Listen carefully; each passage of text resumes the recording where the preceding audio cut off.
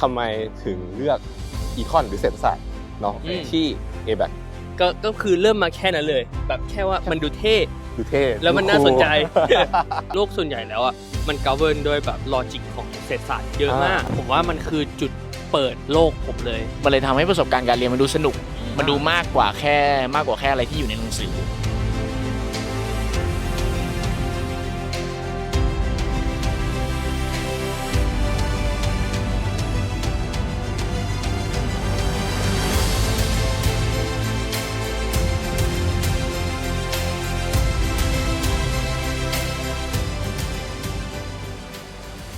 สวัสดีครับทุกคนขอต้อนรับสู่อีกเอพิโซดหนึ่งของ Channel UTD นะครับวันนี้เราก็มาอยู่กันที่มหาวิทยาลัยชื่อดังแห่งหนึ่งในย่านบางนาที่นี่ก็คือมหาวิทยาลัย ABAC หรือว่าชื่อภาษาไทยก็คือมหาวิทยาลัยอัสสัมชัญเนาะก็เดี๋ยวยังไงวันนี้จะมีแขกรับเชิญ2คนที่จะเป็นศิษย์เก่าของ ABAC ที่จะพาเรา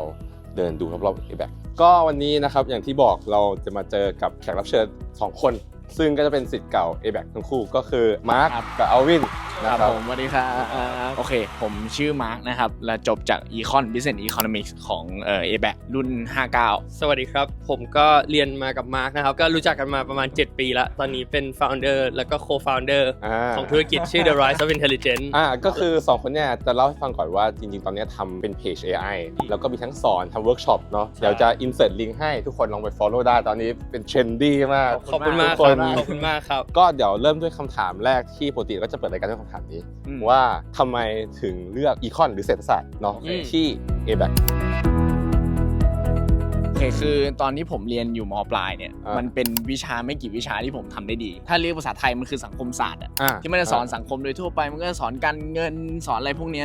แล้วมันเป็นวิชาเดียวที่ผมทำซัพพลายดีมาแล้วผมได้เต็มแล้วผมก็ลองมาศึกษาเข้าเวิร์กช็อปอะไรอย่างเงี้ยมันที่โรงเรียนตอนนั้นมันก็จะมีเวิร์กช็อปเกี่ยวกับเศรษฐศาสตร์ว่าเศรษฐศาสตร์เป็นแบบนี้ผมก็ดูคาแรคเตอร์ตัวเองแล้วก็น่าจะเหมาะแล้วมันบวกกับที่มา ABAC เพราะตอนนั้นเขาเหมือนปรับคัริคูลัมใหม่แล้วเราเป็นอ่านคัริคูลัมแล้วมันน่าสนใจแล้วเราก็อยากเรียนให้เป็นแบบ international แล้วของอวินเอาจริงๆนะมันเท่ คือตอนนี้สมัครอ่ะมันก็แบบไม่ได้รู้ว่าแบบจะเรียนอะไรแล้วก็มันก็เหมือนมันก็มีหลายวิชาให้เลือกมากคือตอนแรกจริงๆอ่ะเราเลือกระหว่าง computer science กับการเรียนอันนี้แล้วก็รู้สึกว่าจริงๆอ่ะแบบอยากเรียนด้านธุรกิจมากชอบด้านธุรกิจมากกว่าตอนแรกที่เรียนอ่ะก็คือเห็นว่า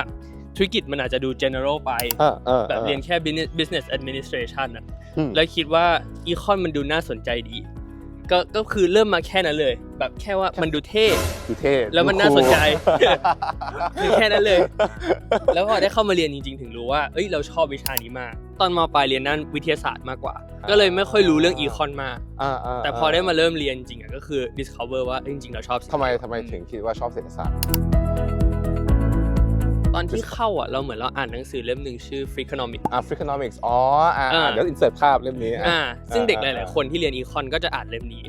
ก่อนเรียนแล้วมันก็จะแบบเหมือนโชว์ให้ดูว่าแบบจริงๆ Econ พอ apply ในโลกจริงมันแบบ incentive มันทำงานยังไงจริงๆโลกส่วนใหญ่แล้วอ่ะมัน govern โดยแบบ logic ของเศรษฐศาสตร์เยอะมากแล้วเราก็แบบไปรู้ในตอนที่เราอ่านแล้วก็รู้สึกว่าแม่ง practical ดีว่ะแล้วแบบมันดูเหมือนแบบคอนโทรลโลกนิดนึงเหมือนเราเข้าใจแบบวิธีการคอนโทรลโลกนี่ตอนนี้เราอยู่ที่ไหนนะนี่คือ CL ใช่ CL เรียกว่ามันคือ Cathedral of Learning จริงๆแล้วมันเป็นเหมือนแบบเป็นตัวที่เป็นตึกใหญ่ที่สุดของ ABAC เป็นตึกสูงที่สุดก็จะมีแบบห้องเรียนเต็มไปหมดเลยข้างบนถึงชั้นบนแล้วก็มีด่านฟ้าที่สวยมากเห็นวิวแบบทั้งรอบเมืองนี้เลย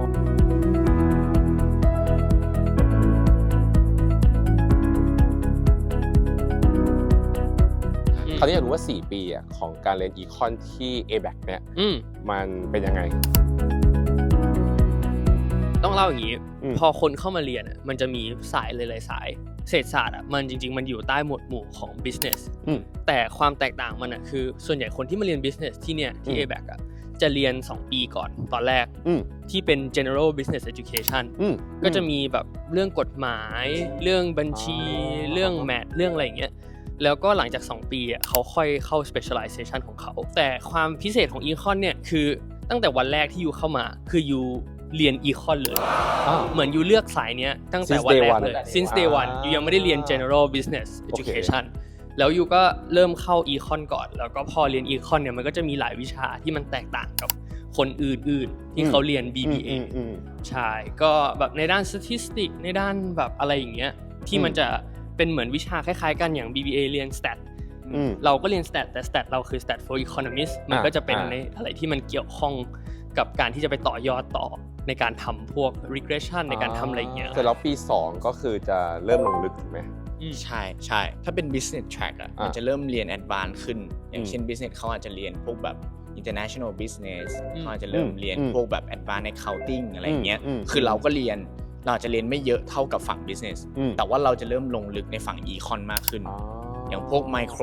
micro economics กับ macro economics โดยปกติ business กับ econ ก็เรียนเหมือนกันแต่ว่าพอเข้าปี2เราเริ่มเรียน intermediate micro economics intermediate macro economics อะไรอย่างเงี้ยเริ่มเรียน theory หรือ concept บางอย่างที่มัน advanced ขึ้นใช่ใช่เมื่อกี้มาพูดคำหนึ่งคำว่า track แปลว่าจริงๆการเรียนecon ที่ ABAC เนี่ยมันแบ่งเป็น track กี่ track บ้างนะตอนรุ่นที่เราเรียนแล้วกันมันแบ่งเป็น2 track คือมันจะมี business track เขาเรียกว่า qualitative economics กับอีกอันนึงคือ quantitative economics ข้อแตกต่างมันคือ quantitative มันจะหนักไปทางเลขทาง research มากกว่าอย่างเช่นข้อแตกต่างสมมติทั้ง economics เนี่ยทั้งคนทุกคนที่เรียนเนี่ยต้องเรียน calculus เหมือนกันแต่โดย in general เรียน calculus 2 ตัวแต่ใน quantitative จะเรียน calculus 3 ตัวอันนั้นคือข้อแตกต่างแบบที่เห็นได้ชัดแล้วกันส่วน business อย่างเงี้ยตัวจบเขาจะไม่เหมือนกันในตัวสุดท้ายเนี่ยเขาจะเรียกว่า entrepreneurship มันจะเป็นตัวจบของทาง economics ใน business track ก็คือทำ project มันทำธุรกิจแล้วก็มา pitch อะไรเงี้ยก็เหมือนทำธุรกิจจริงเป็นโมเดล business ประมาณนั้นแต่ว่าของ quantitative จะเป็นแนวแบบทำ research มากกว่าหยิบมา1หัวข้อแล้วก็ research ทำ regression proof ว่าจริงๆแล้วเรื่องนี้ไอ้ factor นี้มีความสำคัญไหมอะไรอย่างเงี้ยใช่เราอยู่ที่ข้างในตึกของ CL แล้ว CL ซึ่งถ้าเดินเข้าไปตรงนี้มันก็จะเป็นห้องสมุด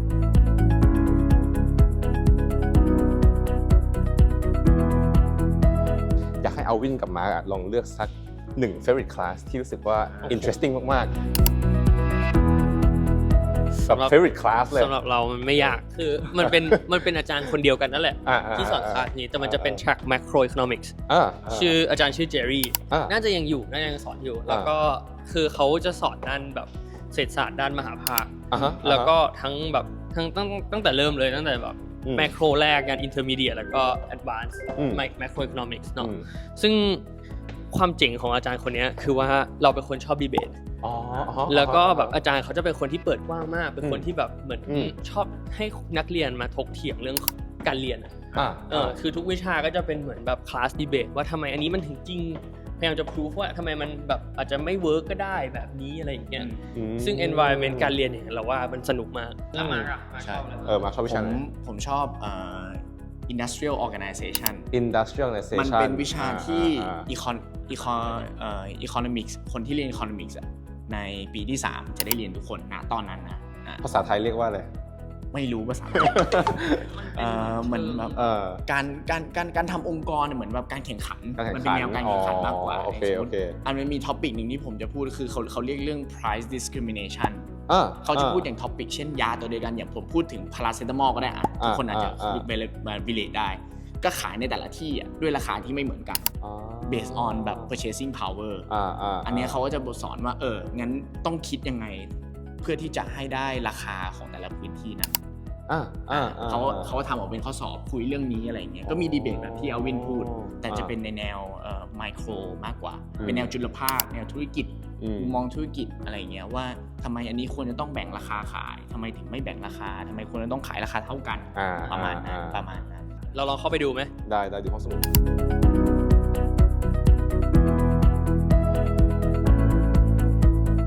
เอาวินกับมาเคยอ่านหนังสือนี้ป่ะมันมีนะมันมีคือถ้าผมมาผมจะมาห้องนู้นซึ่งมันจะมีแบบเป็นเหมือนพวกแบบนิตยสารที่อัปเดตล่าสุดคือเราไม่ต้องไปซื้อพวก Economist พวกอะไรเงี้ยมันจะมีอยู่ในห้องนู้นแต่ที่เหลือก็คือหลายคนก็จะมานั่งอ่านบางคนก็มานอนพักระหว่างขับ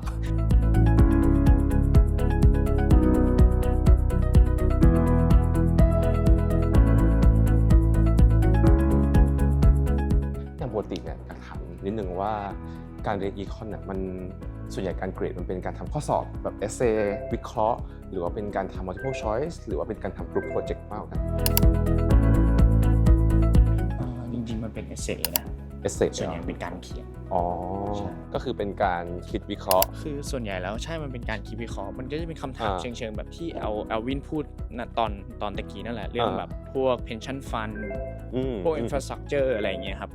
ไอ้พวกนี้เขาก็จะถามว่าเราคิดยังไงหรือว่าถ้าเป็นแมทอย่างเงี้ยเขาก็จะเป็นแนว apply อารมณ์ประมาณว่าถ้าประชากรของประเทศนี้มีจำนวนคนเท่านี้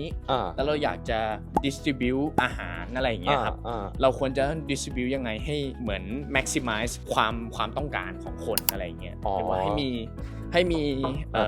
มี effectiveness ที่สูงที่สุดก็จะเป็นทั้งเขียนทั้ง apply ใช้ theory ด้วยว่าโอเคนะสถานการณ์ของเศรษฐกิจของประเทศนี้เป็นแบบนี้น่าจะอยู่ในจุดหนึ่งของ theory นี้ถ้าเราทำแบบนี้ก็จะไปจุดนี้อะไรอย่างนี้ครับด้วยเวลาเท่านี้อะไรอย่างเงี้ยแล้วก็เขียน support ว่าเป็นยังไงประมาณนั้นส่วนใหญ่ข้อสอบจะเป็นแนวนั้นใช่เพราะว่าก็ไม่มีคำตอบที่ถูกตายตัว 100% ไหมอย่างนี้ถ้าวิชาช่วงปีแรกๆมันจะถูกตายตัวมันก็จะแบบเหมือนแบบถ้าเป็น principle macro principle micro เงี้ยมันก็จะเป็นคำตอบตัวเลขซะส่วนใหญ่ก็จะมีคำตัวเลขที่ถูกต้องแต่พอปีที่2 3 4เป็น2 3โดยเฉพาะเป็นต้นไปก็คือจะเป็นแบบข้อสอบแนวคำถามกว้างๆแล้วอยู่ต้องทำทั้ง computation แล้วก็ reasoning ด้วยข้างล่างว่าแบบโอเคสมมุติได้ตัวเลขนี้มาทำไมมันถึงเป็นอย่างนี้ให้เหตุผลมันแบบคือเพียงแค่ตอบตัวเลขที่ถูกต้องไม่โอเคคือจะไม่ได้คะแนนแบบไม่ใช่แค่คอมพิวต์ออกมาแล้วถูกอะไรอย่างเงี้ยครับคือมันจะต้องมีเหตุผล support เยอะมากใช่แล้วก็ปีที่4ก็จะเป็น thesis ไปเลยแล้วจะถามอีกนิดนึงคือโอเคมันมี thesis มีการสอบแบบเขียนเนาะมันมี group project ป่ะมี group project เป็นประเภทไหนมันก็แล้วแต่วิชาเนาะแต่ว่ามันก็จะมีอย่างเช่นแบบ econometrics อย่างเงี้ยอันนั้นผมจำได้แม่นเพราะว่าทำกับมาร์คถึงเที่ยงคืนก็เลยจำได้ก็เป็นแบบเป็นกลุ่ม2คนอะไรอย่างเงี้ยเขาก็จะเหมือนเริ่ม mock research ให้อยู่ทำในท็อปิกนั้นแล้วก็อยู่ก็ไป run data ไปอะไรอย่างงี้แต่อยู่ทำ2คนนึงอาจจะเป็นคนที่แนวแบบเขียนรีพอร์ตแล้วก็มันแล้วแต่กลุ่มแบ่งงานเนาะแต่ว่าแบบกลุ่มเราก็คือคนนึงเป็นคนเขียนรีพอร์ตคนนึงเป็นคน run data มันก็จะมี data set มาก็จะใช้โปรแกรมในการ runมันก็จะเป็นกลุ่มโปรเจกต์แนวนั้นก็คือจะมีการแบ่งงานชัดเจนไม่ได้มีคนนึงที่แบ่งมันก็แล้วแต่กลุ่มมันก็แล้วแต่โชคอันนี้มันเป็นสวนข้างๆที่อยู่ข้างๆห้องสมุดซึ่งผมว่าก็เป็นผมไม่ได้ไปห้องสมุดที่อื่นหรือมหาลัยอื่นบ่อยแต่ผมว่าที่นี่ดีคือสมมติว่าเข้าห้องสมุดก็อ่านเสร็จรู้แบบคุณแบบปวดหัวหรือว่าแบบเริ่มรู้สึกแน่นแล้วคุณออกมาเดินอย่างเงี้ยก็สบายๆรู้สึกแบบบรรยากาศดีอะไรอย่างเงี้ยผมก็กลับเข้าไปอ่านใหม่หรือบางคนก็ออกมาอ่านข้างนอกมานั่งฟังพอดแคสต์มานั่งอะไรอย่างเงี้ยก็สบายๆดี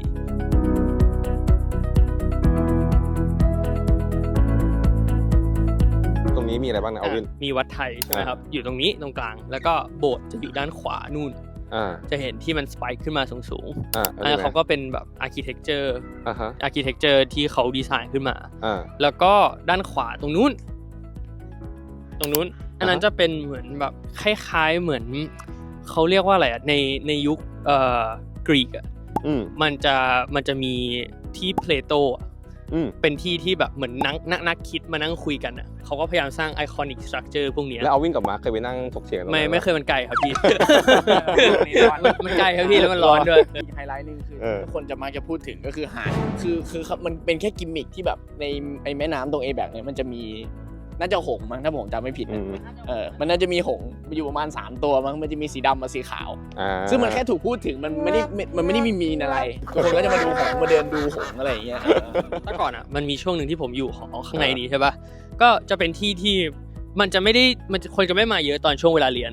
แต่แบบเวลาสัก5 โมงอากาศมันเย็นๆนิดนึงอ่ะคนจะมาเดินตรงนี้เยอะหรือแบบเวลามาวิ่งรอบมหาลัยคนจะมายืนแถวนี้เยอะใช่เพราะมันเป็นเหมือนแบบมันสวนอ่ะใช่ก็ทำให้บรรยากาศในการแบบอยู่ที่นี่หรืออยู่ละแวกนี้มันดีขึ้นใช่ไม่ใช่มีแค่การเรียนอันนี้อยากรู้เรื่อง career path บ้างเนาะคือเมื่อกี้ก็มีแต่ไปแหละแต่นี้อยากเจาะลึกนิดนึงว่าคนส่วนใหญ่ถ้าเป็นเด็กอีคอนจบไปเขาไปทำอะไรกันจริงๆแล้วต้องพูดก่อนโดยเดิมเนี่ยถ้าอีคอนแล้วไดเรคชั่นมันจะออกไปแนวเหมือนแบบทำเกี่ยวกับนโยบาย การทำ research โดยพื้นฐานนะของคณะ economics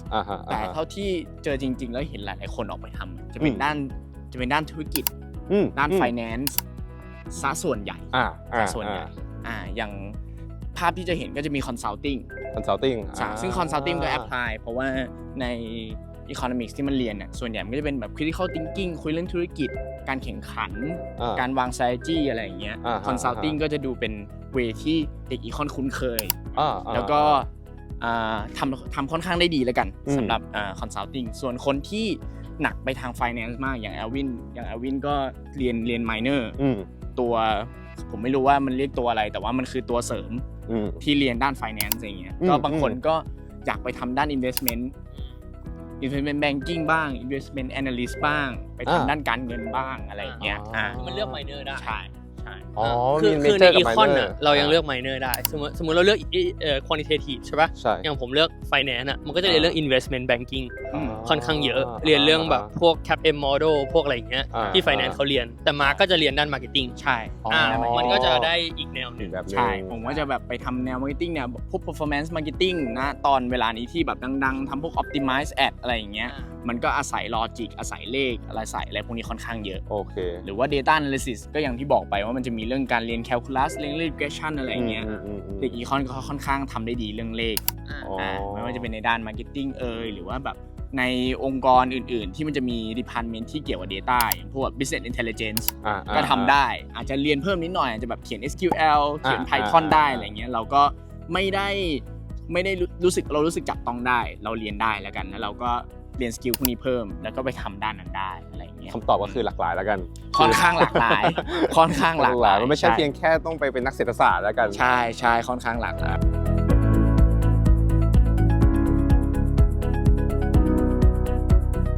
จริงอันเนี้ยมันมีม้าที่เป็นไอคอนิกสตรัคเจอร์ของ ABAC ด้วยมันมีความหมายนะเขาเคยสอนอยู่ในห้องนึงแต่ผมก็ลืมละแต่จริงๆมันมีความหมายนะตรงนี้ก็คือเป็นอันนี้ถ้าผมจำไม่ผิดนะอันเนี้ยสตรัคเจอร์เนี้ยไม่แน่ใจว่ามันเอามาจากเหมือน Trafalgar Square หรือเปล่าที่อังกฤษที่ลอนดอนที่มันจะมีแบบสตรัคเจอร์สิงโตรอบข้างแล้วก็มีคนยืนข้างบนอะไรเงี้ย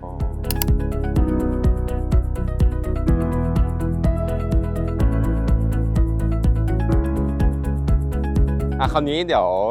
มาอีกท็อปิกนึงแล้วกันคือเรื่อง activities อยากให้อวินกับมาร์คลองเล่าให้ฟังว่ามีกิจกรรมแบบไหนบ้างที่เรารู้สึกว่าเราชอบใน ABAC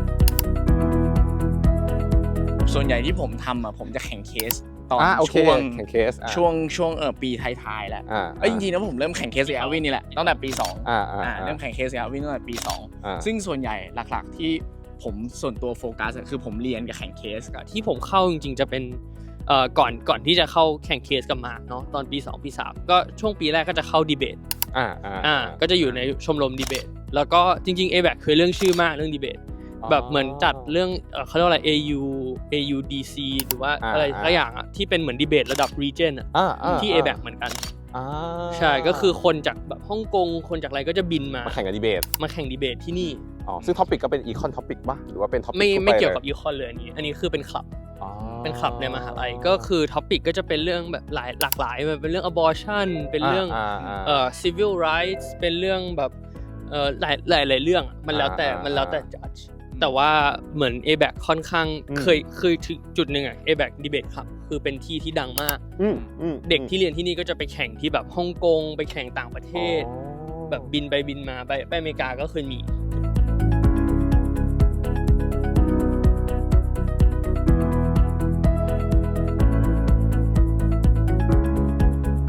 โอเคงั้นกลับมาท็อปิกนึงแล้วกันที่อยากถามอวินกลับมาคือเรื่อง admission process หรือการสมัครเข้าเรียนที่ ABAC เนาะคือสมัยที่มาร์คกับอวินเข้าเรียนวิธีการสมัครนี่เป็นยังไงมันจะมีช่วงที่สามารถมาสมัครได้เองเลยก็คือเดินเข้ามาเลยแล้วก็มาห้อง registration แล้วก็เขียนใบว่าคุณอยากเข้าคณะไหนแล้วเขาจะมีเทสให้ทำเทสภาษาอังกฤษหลักๆแล้วเพราะว่าใน ABAC มันทุกคลาสมันเรียนเป็น international มันเรียนภาษาอังกฤษหมดเลยเพราะฉะนั้น ภาษาอังกฤษคุณรู้ภาษาอังกฤษมากน้อยขนาดไหนเป็นเรื่องสำคัญเนี่ยอันนี้เลยอ๋อนี่คือห้อง admission เลยเหรอใช่เนี่ยคือห้องสมัครเรียนก็คือสามารถเข้ามาคุยกับเขาได้ผมว่าหลักๆคือถ้าใครยังไม่แน่ใจก็เข้ามาคุยดีกว่า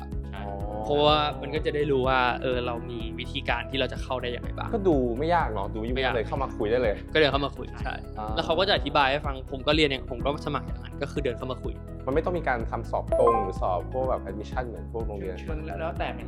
ผมมาเรียนผมตัดสินใจช้าแต่ถ้าเพื่อนผมบางคนอย่างเงี้ยผมเรียนเครืออัสสัมมาเขาจะมีการคุยกับเด็กว่าแบบใครอยากเข้า A-BAC บ้างเขาจะรวมกลุ่มมาแล้วมาสอบออกมาด้วยกันทั้งโรงเรียนอะไรอย่างเงี้ยแต่ผมมาเองผมก็มาแอลวินเลยผมก็เดินดุมๆเข้ามาแล้วผมก็เลือกแล้วผมก็สอบมันมาจากคอริคูลัมโรงเรียนอินเตอร์มันก็เลยจะผ่านแบบ IGCSE ซึ่งณจุดนั้น IGCSE มันเทียบม.6 ได้เทียบวุฒิม.6 เข้าใจแต่ตอนนี้มันทำไม่ได้ละเพราะว่า requirement ของเด็กอินเตอร์กับเด็กโรงเรียนไทยก็มีความ flexible แตกต่างไปป่ะใช่ก็คือถ้าเรียนอินเตอร์แล้วเรียนอังกฤษก็ต้องเรียนถึง A level ตอนนี้ถ้าเรียนอเมริกันก็ต้องเรียน IB จบ IB ปั๊บก็คือสมัครได้เลยแล้วก็จะต้องสอบ IELTS SAT ต้องสอบไหม SAT ไม่ต้องสอบต้องสอบแค่ IELTS ใช่สอบ IELTS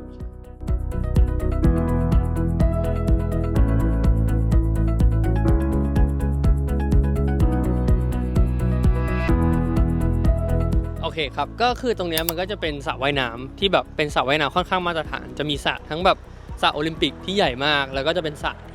ะธรรมดาที่คนเข้ามาว่ายน้ำได้มันจะเป็นแถวแบบสปอร์ติ้งเซ็นเตอร์ก็มีสนามบอล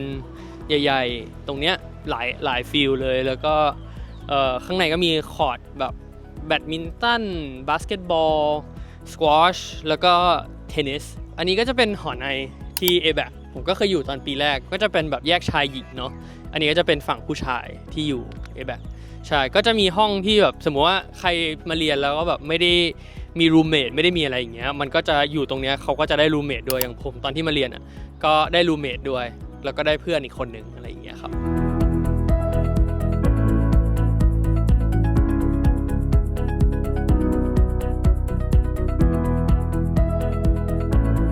ก็วันนี้ก็เราเดินมาทั่วรอบ A-BAC เนาะรวมถึงคุยถึงเรื่อง Econ เจาะลึกเรื่อง Econ ของ A-BAC กับมาร์คกับอัลวินเนาะคราวนี้ก็เลยอยากจะปิดท้ายด้วยการถามนิดนึงแล้วกันว่า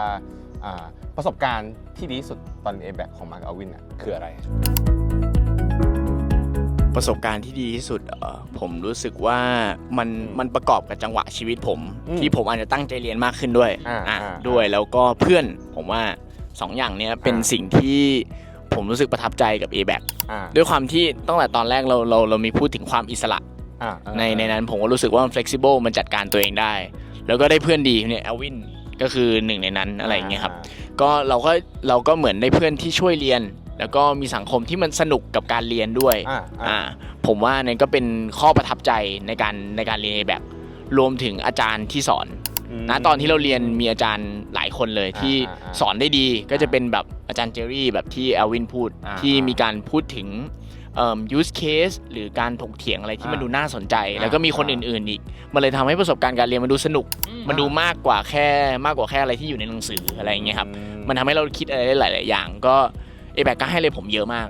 ในเชิงความคิดการเรียนรู้อะไรพวกนี้นะครับอันนี้คือข้อประทับใจมากที่สุดละกันสำหรับผมของผมจริงๆแล้วผมว่ามันคือจุดเปิดโลกผมเลยในเชิงวิชาการนะก็มาก็ได้พูดหลายๆอย่างเราก็ได้คุยกันไปทั้งเอพิโซดนี้แต่ว่าในเชิงที่แบบไม่ใช่วิชาการในเชิงแบบ personal อะไรเงี้ยผมว่าผมได้ไปเยอะมากอย่างเช่นแบบผมได้แฟนจากอะไรที่วันนี้เป็นคู่มั่นจะแต่งงานกันแล้วก็ได้รู้จักกันที่นี่เรียนอีคอนมาเหมือนกันแล้วก็คบกันมา7 ปีอะไรเงี้ยแล้วก็ได้เพื่อนสนิทที่เยอะมากอย่างเช่นมาร์คทุกวันนี้แล้วก็เป็นโคฟาวเดอร์ที่ทำธุรกิจด้วยกันผมว่าคอมมูนิตี้ใน A-BAC ก็ดีมากแล้วก็มีเพื่อนอีกหลายๆคนที่แบบเราได้รู้จักที่นี่ทั้งในแบบการทำอยู่ในชมรมหรือว่าได้มาเรียนอะไรเงี้ยคือมันเป็นคอมมูนิตี้ที่มันดีแล้วจุดหนึ่งคือมันอยู่นอกเมืองแล้วพอมันอยู่นอกเมืองทำให้คนสนิทกันมากขึ้นเพราะว่ามันไม่ค่อยมีที่ไปมากเข้าใจมันเป็นคอมมูนิตี้ที่มันต้องอยู่ด้วยกันถูกต้องคือแบบถ้าสมมติผมอยู่กลางเมืองเงี้ยผมก็จะแบบทุกคนก็แยกย้ายเรียนเสร็จก็แยกย้ายไปห้างไปอะไรอย่างงี้แต่พอเป็น A-BAC กว่าจะไปห้างได้ก็20 นาทีกูจะไปถึงเมกะบางนาเพราะฉะนั้นมันก็เลยทำให้คนแฮงเอาท์อยู่แถวนี้ด้วยกันเยอะกว่า คนก็จะอยู่ในมหาลัยใช้เวลาในมหาลัยไม่ค่อยมีอะไรคือไปร้านกาแฟไปอะไรเงี้ยก็จะเจอเด็กมหาลัยที่เราก็จะพอเรียนไปเรื่อยเราก็จะรู้จักกันมันคือเหมือนแบบคนที่อยู่ที่เดียวกันหมดมันรู้สึกเป็นคอมมูนิตี้มากกว่ามันไม่รู้สึกเหมือนคนแปลกหน้าได้ครับเอาวิ่งกับมาขอบคุณมากครับยินดีครบทุกอย่างก็ก่อนที่จะไปก็ฝากทุกคนกดไลค์กดแชร์กด subscribe ให้กับเพจนี้รวมถึงไปกดไลค์กดแชร์ subscribe เพจ The Rise of Intelligence เนาะเดี๋ยวขึ้นให้ตรงนี้ก็เป็นเพจของมาร์คกับอวินได้ครับก็ถ้าใครอยากรู้เกี่ยวกับ AI ก็สามารถไปเรียนรู้เพิ่มเติมได้ที่นั่นจะเจาะลึกมีสัมภาษณ์แขกดังๆหลายคนเลยเนาะโอเคก็ขอบคุณมากครับทุกคนเจอกันบ๊ายบาย